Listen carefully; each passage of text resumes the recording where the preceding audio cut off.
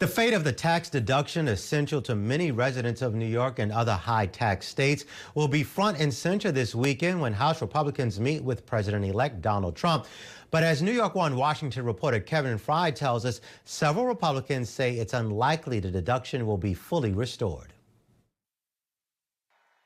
Seeking election last year, President-elect Donald Trump promised to, quote, get SALT back, vowing to restore the federal deduction for state and local tax payments, or SALT, a deduction he largely eliminated in 2017 to help pay for the tax cuts he pushed through Congress.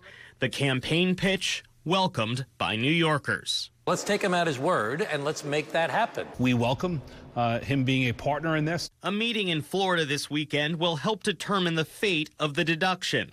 House Republicans from so-called SALT states will confer with Trump about the tax package he hopes to enact. Congressman Mike Lawler making this pledge. I've been very clear. I will not support a tax bill that does not lift the cap on SALT. With Republicans holding a thin House majority, every GOP member effectively has veto power over the final package.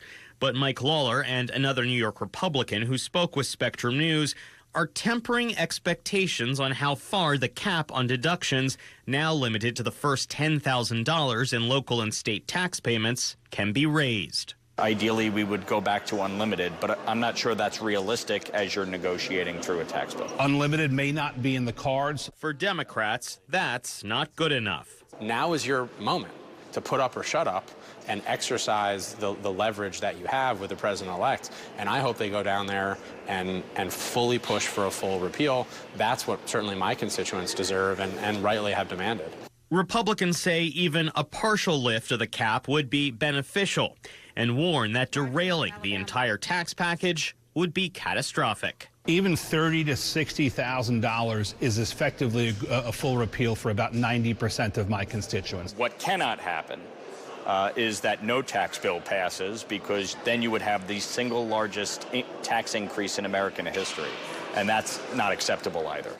Governor Kathy Hochul argued Wednesday that anything less than a full repeal of the cap is unacceptable, writing, Republicans have drained billions directly from the pockets of their own constituents, and now it's time for them to deliver.